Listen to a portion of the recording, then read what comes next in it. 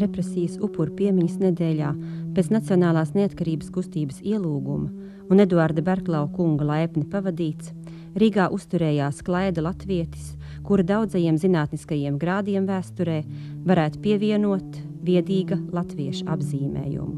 Ar to saprotot ne tikai augst intelektuālas, bet arī sirdsgudras personības apzīmējumu. Viņa grāmatas un to novilkumi savā laikā tika uzticētas tikai īstam draugam un tikai nakts garumā.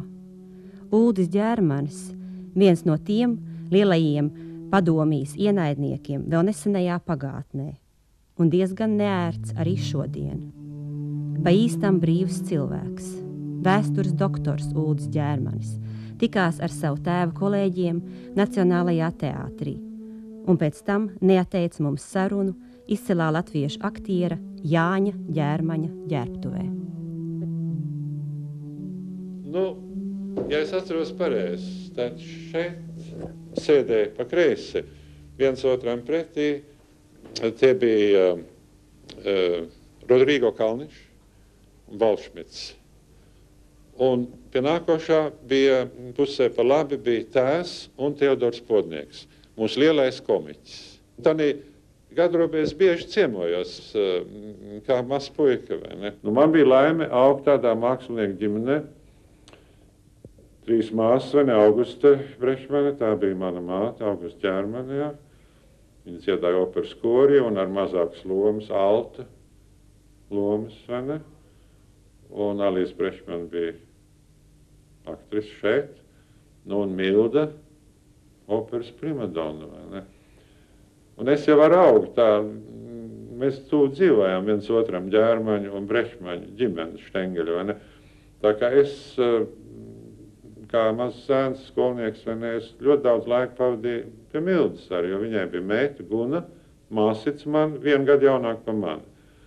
Un tā kā mēs bieži tur tā, kā bērni, vai ne, spēlējamies un ņemamies un augām. Un Milda arī mani mēģināja, kā ar visiem, viņi jau ļoti, vai ne, tādi, kas dominē, un viņi arī mēģināja mani riktēt un diriģēt, vai ne, kā Uldim jādara, tā un tā un tā. Bet es pieņēmu kaut kā tādu nostāju, ka es teicu, labi, jā, es daudz nepretojos tā vārdos, vai ne, bet es darīju savu. Un man ir dīvaini, man ir māte vēl tagad Mildas mūža pēdējos gados, vai ne, mēs sarakstījāmies līdz viņas nāvē. Un ļoti labi satikām. Mana māte brīnījās, viņa teica, kā tu vari iztikt bez konfliktiem ar Mildu, vai ne? Jo Milda tik liela personība, vai ne, un tik skarba arī, viņa jau neciet nekādu tādu nolaidību, vārgumu, vai ja viņa pamanīja kaut kur kādas kļūdas, vai ne, viņa tūliņ ar tās aprādīja. Un parasti jau viņa nonāca drusciņu konfliktos ar vienu otru, vai ne. Un māte brīnišķi, kā tu ar to Mildu vari iztikt, vai ne. Bet man taktika bija tāda, ka es, es teicu, jā, es noklausos, vai ne.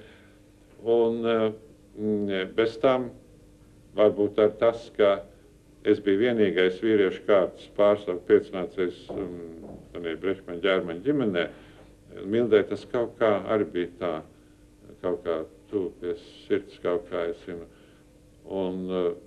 Bet es ar daudz no Mildas, zināmā mērā, es viņu abrīnoju.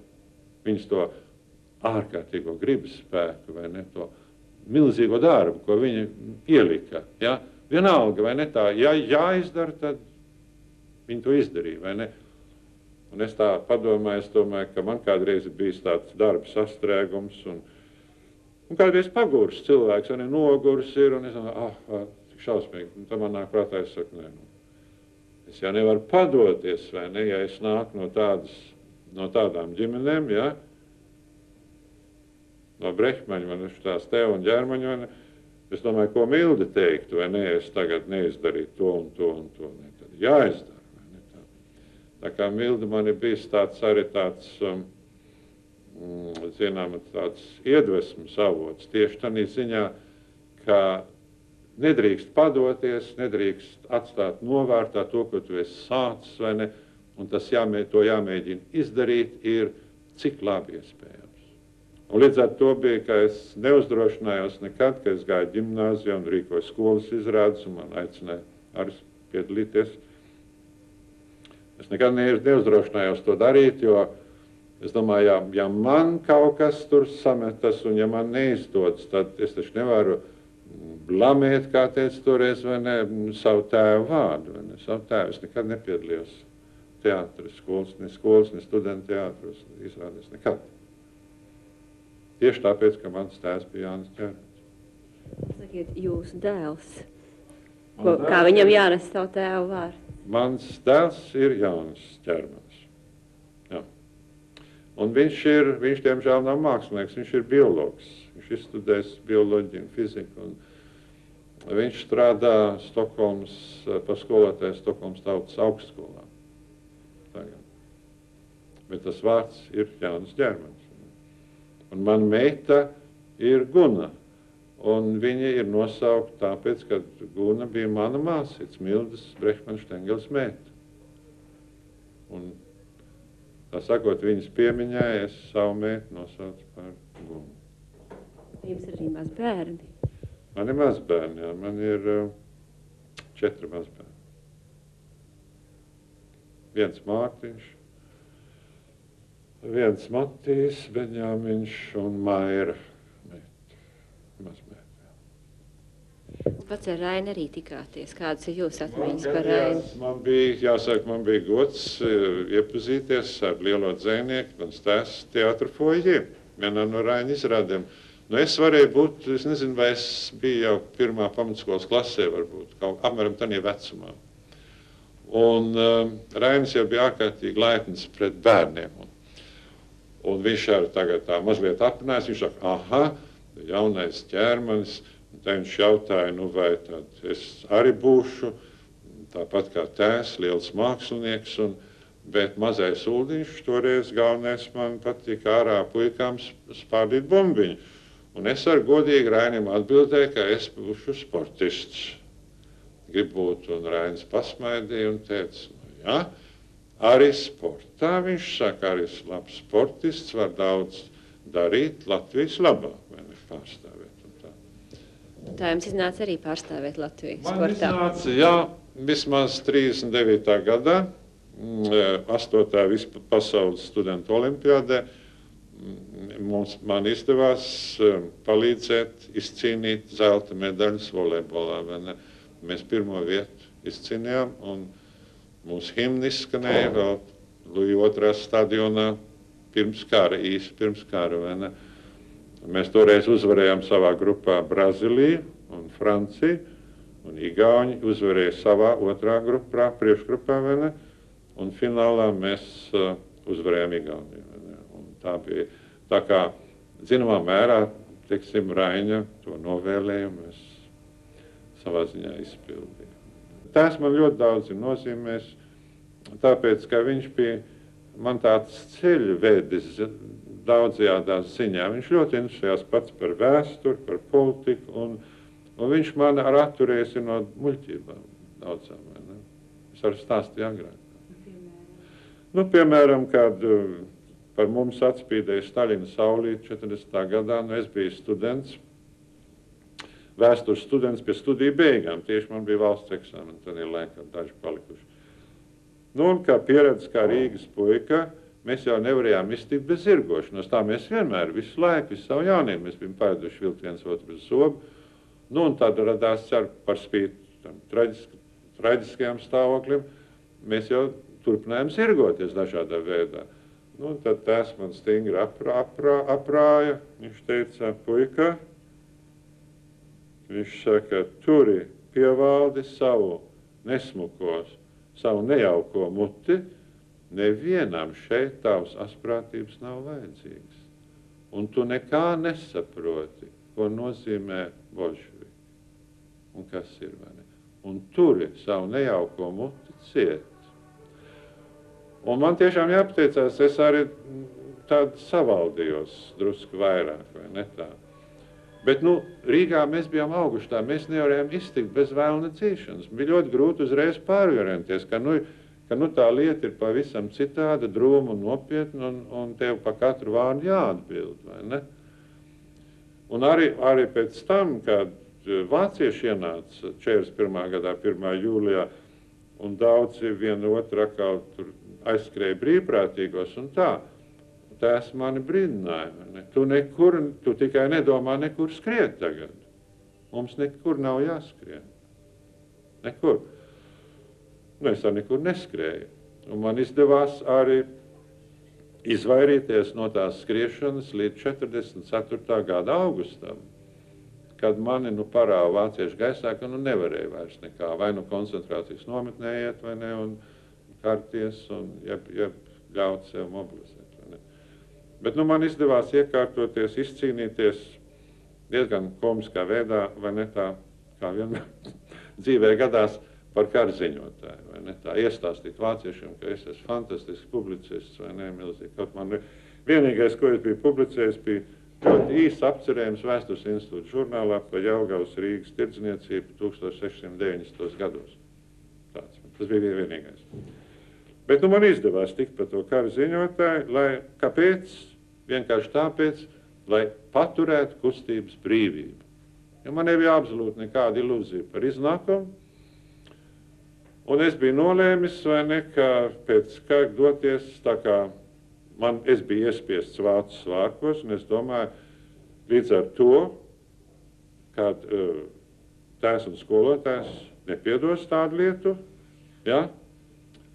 Un tāpēc man vienīgā izēja ir doties prom, un es biju iecerējis doties uz Zviedriju. Un tā es ar savai sievai to teicu, vai ne? Es teicu, tu daudz nebēdājies, viņu aizsūtīju uz Vāciju. Ja ko nedzirdu pēc kara beigām, es saku, no sākuma būs jau liels sajukums, bet es būšu Zviedrijā. Protams, tas bija ļoti, ļoti pārdroši, varētu teikt, pareģot, jo nevajadzēja jau daudz, lai notiktu citādi. Bet kaut kā man laimējās to solījumu turēt, vai ne? Un arī es pēc kara tiešām parādījos no jauna izniru, vai ne? Vai jums bija grūti iesākt Zviedrijā, tīri, es domāju, materiāli? Mums bija toreiz tā nerūpējās par bēgļiem, vai ne kā šodien, vai ne tā. Mums bija pašiem mūs izmet kā kaķēnus, tā sakot, laukā darbā, vai ne? Un mēs gājam arī, mēs strādājam vienkārši darbus, fizisks strādājam. Es pats pēc tādiem pirmiem sākuma tādiem, ko rīkoja mums tā kā tādiem inteliģentiem bezdarbniekiem, bet kur neko nemaksāja arī, vai ne? Mēs piedalījāmies tad klosteru drupas izrakšanā, un tur Birkas salas apkopē, tur ir tādi vikingu kapi, vai ne, un tā. Bet es aizgāju mežā, pa mežstrādnieku, kas bija kādu pusotru gada Vermlandē cirtu kokus, vai ne tā. Bet mēs bijām latvieši visi tie cirtēji, un tas bija ārkārtīgi romantisks laiks, bet, ja man jāsaka, kā es atceros to laikmetu, tad es ar ļoti lielu prieku, jo mēs bijām jauni, mēs bijām veseli, un mēs bijām arī pratām priecāties, vai ne, jokoties, un mums mežā bija ļoti jautra dzīve, brīva tāda. Es zinu, ka mana sieva Mirdza, beidzot, ka bija pagājis jau kāds labs laiks, un man tā Guna bija piedzimusi, jā, man te bija 2 bērni, Jānis un Guna. Viņa teica, vai tu domā visu mūžu palikt mežā? Es teicu, labi, brauksim uz Stokholmu. Un tā no turienes mēs ieradamies Stokholmā, un sākumā arī bija jāstrādā, vai ne, fiziski darbi, es biju transporta strādnieks, un tā man laimējās izgudrot, kā es varētu pa jaunu sākt studēt, ja es tādu darbu, kas atļauj pa dienu būt brīvam. Un tāpat kā es par to kara ziņotāju ielauzos, neviens man nelūdz, neviens man negribēja vācu laikā, es būtu kara ziņotājs. Bet es iespiedos tur, tā es iztaisījos par viesmīli. Iestāstīju Zviedriem, ka mani sākumā bārā strādāja drusku, tur nekas, bet viesmīlis labi pelna, var finansēt savus studijas un strādā īsas stundas vakaros, naktī restorānā. Un es iestāstīju viņiem, kad es esmu, kad es protu to amatu, un es biju salasījis literatūru, kas jāzina viesmīlim un vīniem, ēdieniem. Bet es biju pa neveikli, es biju noskatījies gan kā tas strādā. No 2 restorāniem man izmet ārā vienkārši, vai ne? Tā kā neveikli, nepretēji. Bet tad jau es biju 2 reiz neveicies, vai ne? Man bija, bet tad es biju iemanījies jau, un 3. tur bija gatavs. tur vairs man ārā nemeta. Un tā man laimējās tā, ka pēc vienas vasaras es strādāju vasaru, lai nopelnītu tādu lielāku naudu, tādā lepnā vasaras restorānā Rietumu krastā, saucās Gotšērs Hāvspāda. Un es iepelnīju. Tā bija burtiski mana stipendija. Ar to es izstudēju, vai ne, Stokholmas universitātē pa jaunu šito. Bez parādiem. Kādā fakultātē? Zviedriem tā fakultāte, ko mēs saucam par filozofijas, filoloģijas fakultāti, viņam saucās humanistiskā vēstures nodaļā, vai ne? Un tur es dabūju pa jaunu nolikt ģimnāzijas gala pārbaudījumus zviedru valodā un literatūrā un Zviedrijas vēsturē, lai iegūtu tādas pašas tiesības studēt kā zviedri. Tas ir, lai varētu, kad es nolieku to pirmo eksāmenu, tāda kārtība mums bija toreiz maģistra eksāmenu, tad es esmu tiesīgs valsts darbu dabūt. Valsts darbu, vai ne? Tas ir, jā. Un man ar pirmo, teiksim, ka man iecēla par ģimnāzijā vispirms, par skolotāju, tad tādā laikā vēl tas toreiz bija ar karaļa pilnvaru. Man ir karaļa Gustavs VI Ādolfa paraksts un zīmogs, un interesanti tā forma. Tur ir teikts, ka vēstures maģistrs toreiz bija doktors vēl. Viņš ir iecelts, lai viņš būtu vēstures adjunkts, tā viņu sauc ģimnāzijas skolotājs, tanī un tanī ģimnāzija. Un es vienmēr jokoju, es teicu, tur nav teicis, ka man jāstrādā. Karaļa pilnvarā ir teicis, ka man tikai jābūt. Un fakts ir tāds, līdz ar to man neviens nevarēja atlaist no darba. Vai ne? Jā, es neietu darbā. Tāds stāvoklis bija, jā, dabūju iecēli par štata, vai ne, ģimnāzijā toreiz. Toreiz bija augsta klasa Zviedru ģimnāzijām un Zviedru universitātē vēl. Tad es biju neatceļams līdz mūžu. Tā vēlāk es tikko nākošo licenciātu eksāmenu noliku, jā, un tad man bija doktora eksāmenu noliku. Tad es tiku iecelts par lektoru, tas ir tā docenta līmenī, vai ne? Un neatceļams uz mūžu. Es biju pastāvīgs cilvēks jau toreiz, vai ne? Un es varēju savu līniju vilkt cauri, vai ne? Un panākt, darīt to, rakstīt tā, kā man patīk, vai ne? Kāds ir jūsu lekcija kurs Stokholmas universitātē? Par ko jūs lasāt? Es lasīju tagad, es jau esmu emeritus tagad, bet es pagājušo rudens semestru un tagad pavasari es lasīju Latvijas vēsturi tiem zviedru studentiem, kas mācās baltu valodas. Tiem, vai ne? Un to es tagad pabeidzu ap lieldienām, vai ne tā viņiem. Un man vēl ir citas tādas, es lasu arī zviedru ierēdņiem augstākiem, un tā es lasu par Padomju Savienības, vai ne, par jautājumu. Es lasu, man ir tāds kurs padomju diplomātija un ārpolitika. Pret Padomju Savienību man nav absolūti nekā tāda, nenaida nekāda. Es tikai vēlētos, lai mana tauta, latviešu tauta, dabūtu to, ko Padomju Savienība jau ir vienmēr atzinusi principā pašnoteikšanās tiesības. Man līdz šim ir laimējies, ka man nekad nav bijis jāņem atpakaļ to, ko es esmu teicis. Vai ne?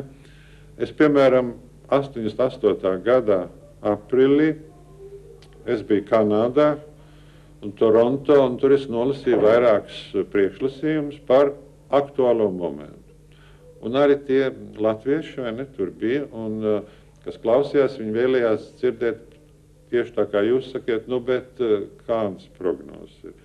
Un es tā padomāju toreiz, un es teicu tā, kas attiecās vispirms uz saimniecību, tas pamats visam ir, vai ne, kā es, ka vienmēr atkārtoju, ka es esmu krietnis marksists leņinists, vai ne, kā pie profesora Miškas mācījies. Es teicu ekonomika, tur nekas nevar mainīties uz labo pusi, jo netiek, valsts vadītājs neuzdrošinās ķerties pie ļaunuma saknes. Tā ļaunuma sakne ir pati padomju sistēma, tāda kā viņi ir, vai ne, tā centralizētā plāna ekonomija, valsts kapitalisms, vai ne, tas ir, ja to nemainas pamatā, vai ne, tad nekas, tā ekonomika turpinās grimt, es teicu, ar vēl dziļāku purvā, vai ne, tas ir viens. Tad otrkārt, es saku, kas attiecās uz nacionālo jautājumu. Tad toreiz, 88. gadā, toreiz runāja par suverēno republiku, par federāciju un tā. Es teicu, ja Miša Sergejičs būtu Vladimirs Iļičs, tad viņš izdarītu pārkārtojumus ar nekrievu palīdzību tieši tā, kā izdarīja savā laikā Vladimirs Iļičs Ļeņins, vai ne tā. Un jo tie ir vēl kustīgāki, vēl cik gatavi vai ne arī parādīt iniciatīvu. Ja viņš tiešām īstenotu vienu reālu, īstu, godīgu federāciju, tad es pieļauju, ka viena laba krietna daļa arī varbūt ar to apmierinātos, vai ne tā. Bet tā kā viņš, diemžēl, tā nav Miša Sergejiča kļūda, bet viņš ir audzis tanī gaisotnē, kas Padomju Savienībā tika radīta sākot ar 30. gadu vidus. Un tas ir tāds pilnīgi, manuprāt, vai ne, tas mans subjektīvais, tas ir tāds zooloģisks šovinisms, neprātīgs vai nepilnīgi. Un viņa domāšanā tas neietilpst. Tā kā nekāda, es nesagaidu nekādu tādu tiešām patiesu brīvu republiku savienību. Tas nav viņa domāšanā neietilpst. Tur turpināsies strādāt ar fikcijām, vai ne tā? Jā, fiktīvu suverenitāti. Nu, bet tad es to trešo prognozi, es teicu, bet ievērojot to, ka tur nekas netiks panāks nevienā, ne otrā jautājumā, un sevišķi ne ekonomikā, Padomju Savienībai būs arvien grūtāk, arvien neiespējamāk uzturēt ārējos posteņus. Tas ir satelītus. Es toreiz vēl 88. gada aprīlī nevarēju pateikt tieši, vai ne to, cik ātri tas sabrukums notiks, bet es prognozēju, es teicu, ievērojot to, ko es teicu, tad vienā un otrā jautājumā Padomju Savienība nespēs, vai ne, būs arvien grūtāk noturēt ārējos posteņus. Nu, tas piepildījās viss, burtiski, vai ne tā. Tas bija 88. gadā, un tagad? Nu, tagad tas ekonomiskais purvs, tas jau turpinās, vai ne tā grimšana. Klāt nāk, vai ne tagad tā finansiālā krīze, vai ne lielā, viss ar valūtu, ar rubli, vai ne. Viss tas grims tālāk, vai ne tā. Mēs redzam, ka tie neatkarības centieni, kas ir Baltijas valstu jautājums, jau ir internacionāls jautājums, un to visu pasauli atzīst šodien, vai ne.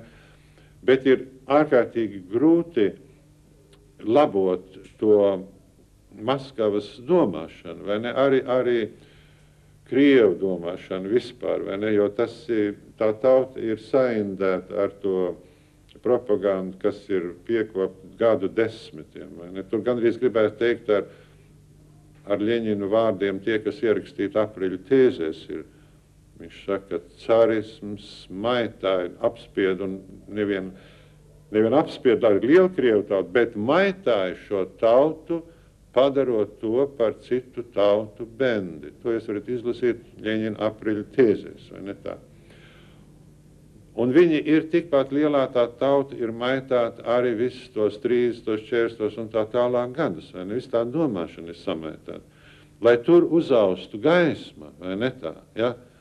Tur ir vajadzīgs, es nezinu, kas tur ir vajadzīgs laiks, un tur vajadzīgs ir arī viena tāda tiešām pārkārtošanās domā. Viņi runā par jauno domāšanu, bet tur domāšana jau nav mainīsies daudz.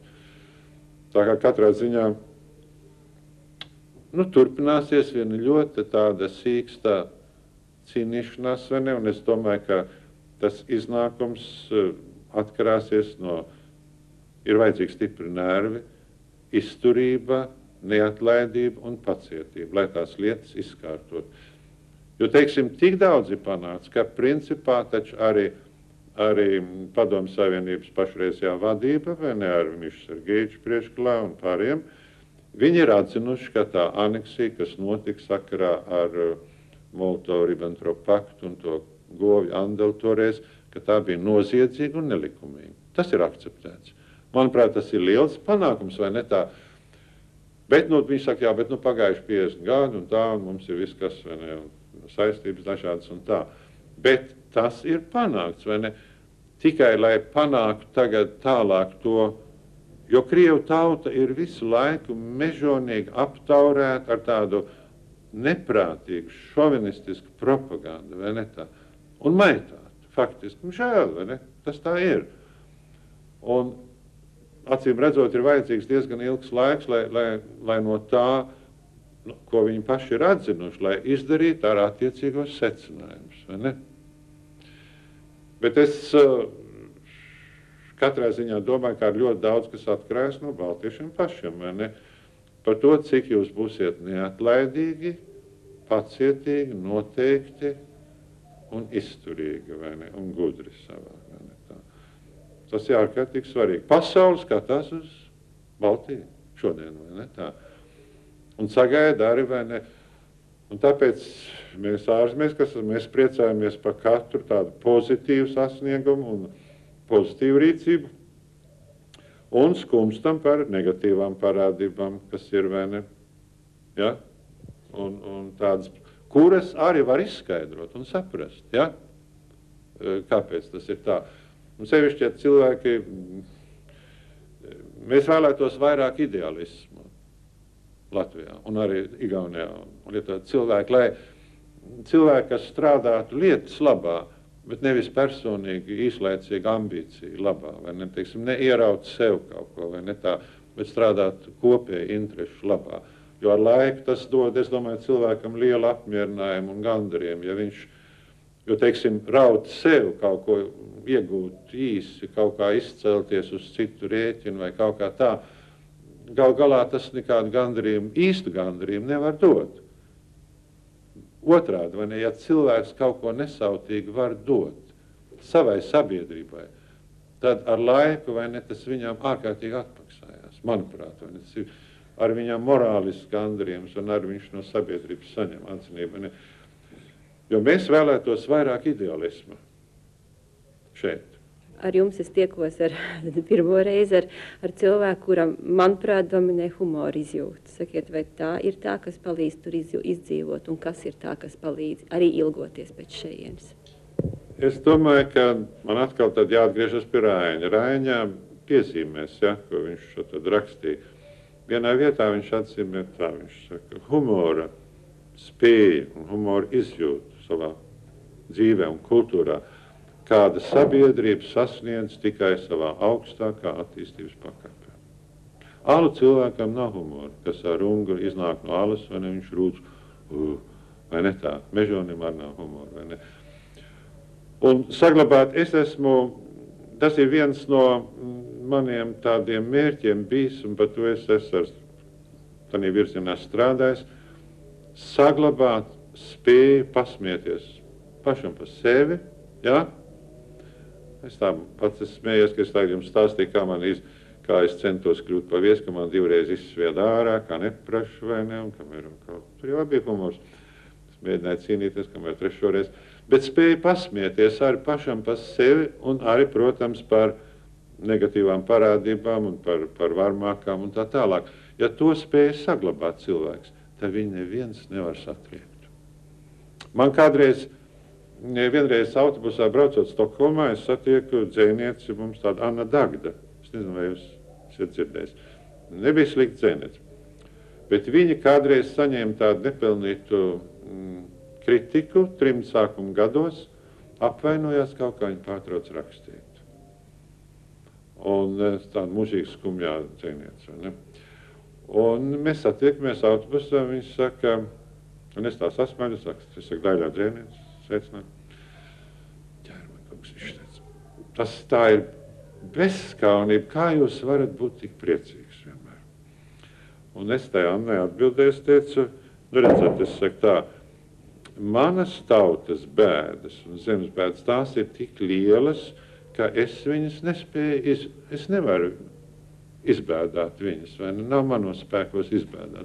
Manas personīskās nelaimes un bēdas, tās ir atkal tik triviālas, tik niecīgas, ka pat tur nav ko bēdāt, vai ne? Nu, kā lai es nebūtu priecīgs?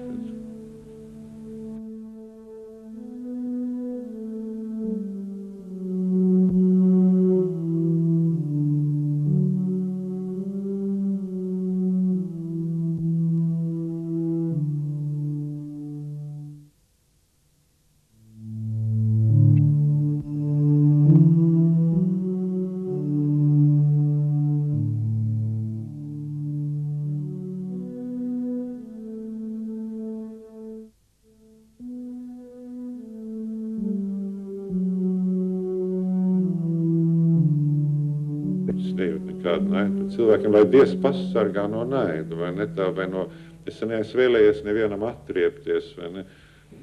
Un tur atkal mana tēva padoms, vai ne, ka viņš teica, ka es biju polemikā iejaukts sakarā ar savu pirmo grāmatu. Viņš saka, dēls, neapgāni savas domas, dari to, kas ir konstruktīvs, dari tas, ko tu esi nodomājis, ko tu gribi kaut ko pozitīvu vai nepanākt, nenodarbojies ar to. Un es tiešām centies paklausīt savam nelaid tēvam, un es esmu atradis, ka tas ir ārkārtīgi veselīgi, vai ne? Nu, padomājiet pats, vai ne?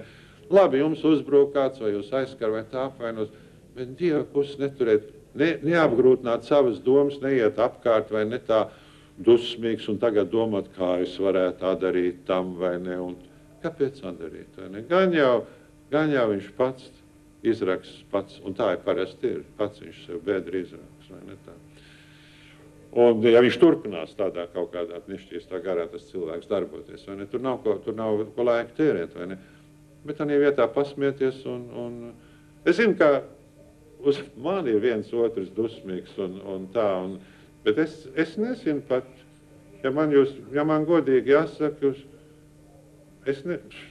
uz ko es dusmotos, es varu tikai pa vienam otram cilvēkam teikt, es nožēloju, ka viņš tā un tā rīkojās, un es būtu, teiksim, es uzaicinātu varbūt, lai viņu, pievērsties konstruktīvākai darbībai, un tas, kas ir kaitējis mūsu latviešu tautas interesēm, viņš varbūt šodien varētu pārkārtoties un strādāt vai ne savas tautas interešu labā, ja?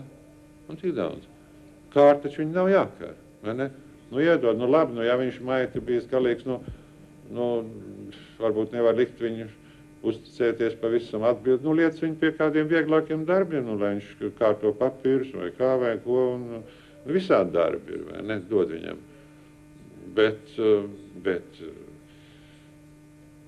es tikai varu teikt, lai Dievs man pasarg no naida jūtām vai no atriebības domām par kaut ko vai ne par nodarījumiem. Tā ir lielākā muļķība, ko cilvēks var darīt. Mēs te Stokholmā esam tāda nepārāk liela grupa, bet mēs tā lojāli sadarbojamies, un mēs varam izdarīt ar labus darbus.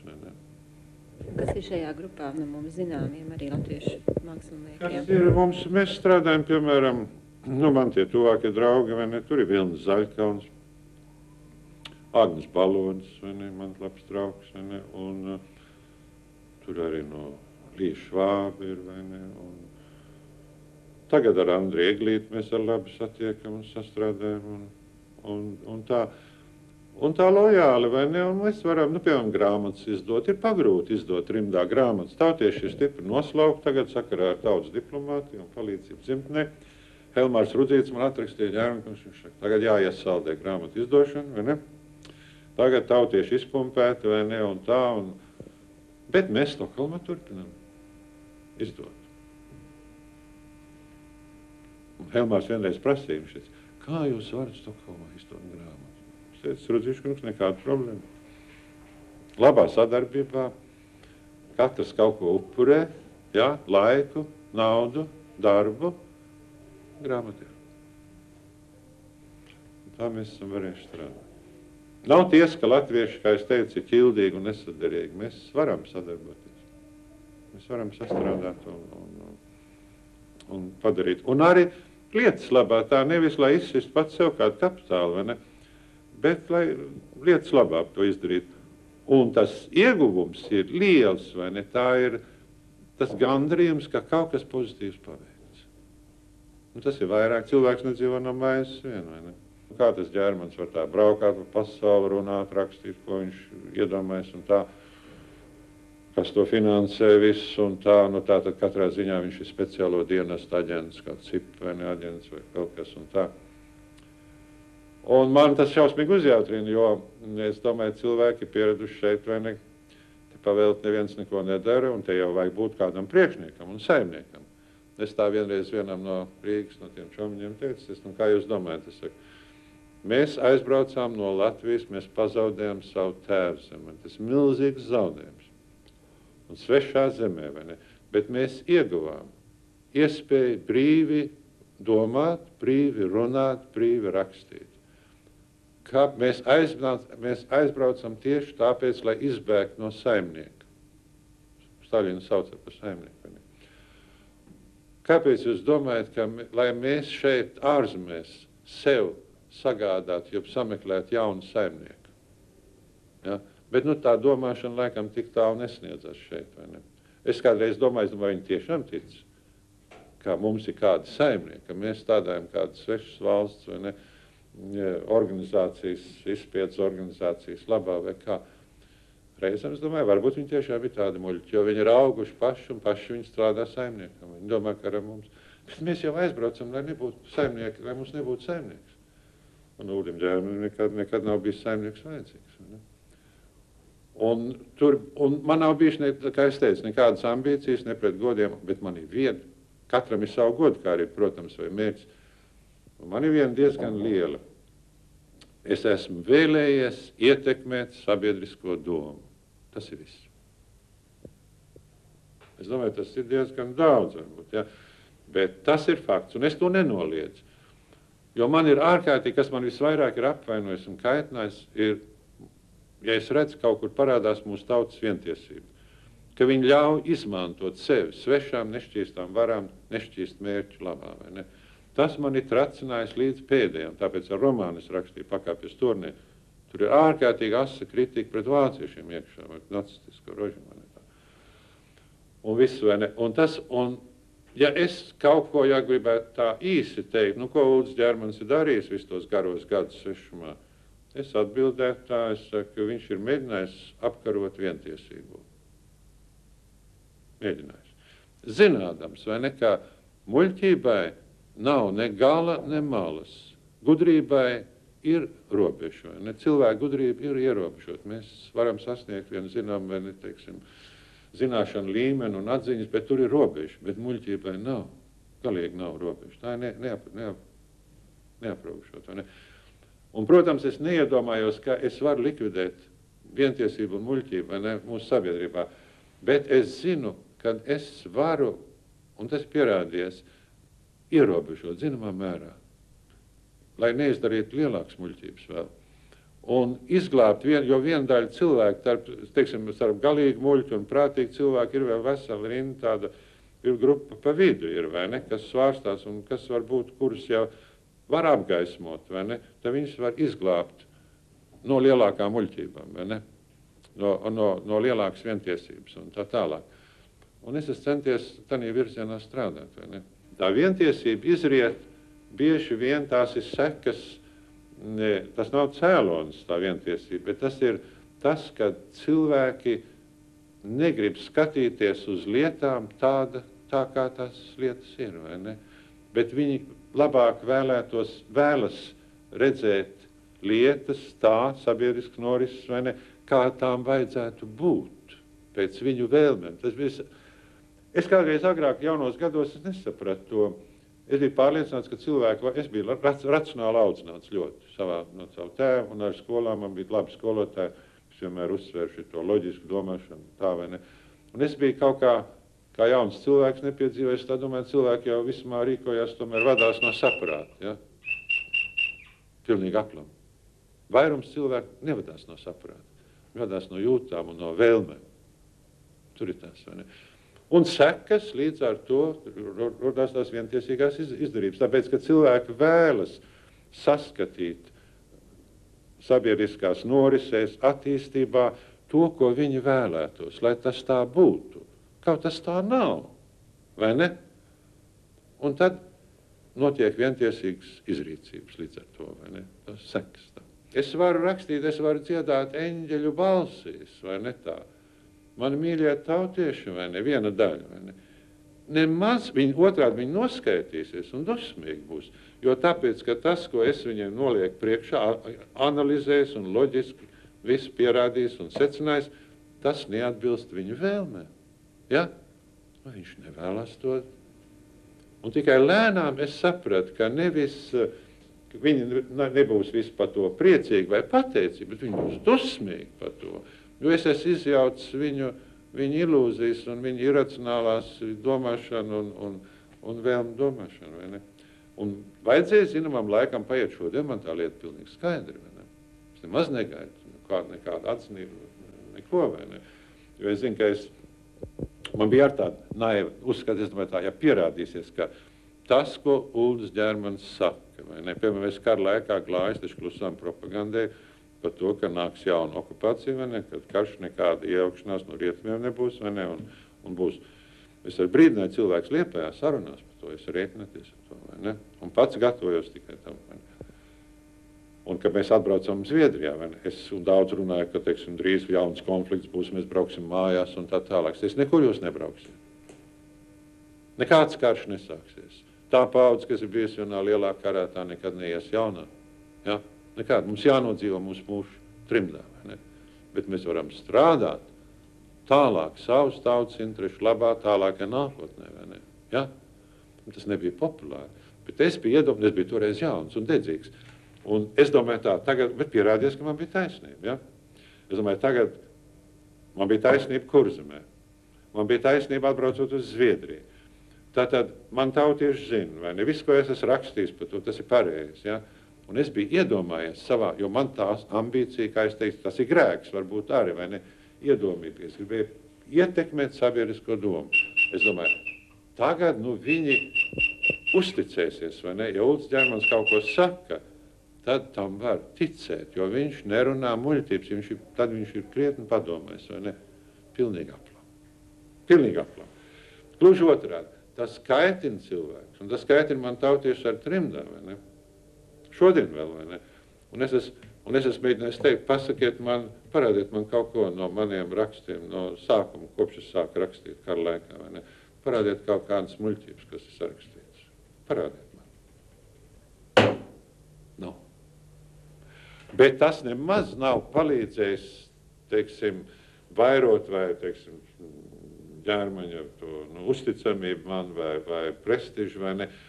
Tas ir radījis otrādi, tas ir radījis tādu, saka, jā, viņš ir arogants un uzspūtīgs, vai ne? Viņš jau neatzīst nevienu citu, vai ne? Tikai Ģermanis, vai ne? Un gluži aplam, es esmu bijis ļoti pazemīgs un es ļoti uzmanīgs savās.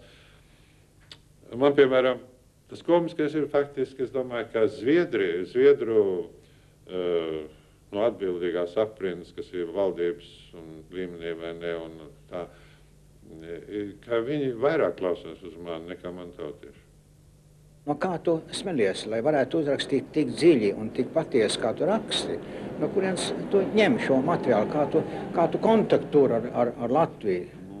Kam tu tici, te ir dažādas sabiedriskās organizācijas, dažādas personas ir. Man tas interesē no tev kā tādam objektīvam vērotājam. Man bija viens no maniem, teiksim, mērķiem vai uzdevumiem, tikko es varēju, cik netika, es biju nostabilizējies Zviedrijā, vai ne? Pirmie gadi bija grūti, vai ne? Ne jau tīri fiziski, vai ne? Mēs bijām jauni cilvēki un priecīgi, bet man nebija iespējas tā sistemātiski strādāt, vai ne? Par padomu un Austrumu Eiropas jautājumiem, bet tikko es biju kļuvis maģistrs Zviedru, un vēl tā līdz doktoram man bija, bet man bija, es sāku sistemātiski sekot norisēm Padomjas Savienībā un Latvijā, vai ne tā?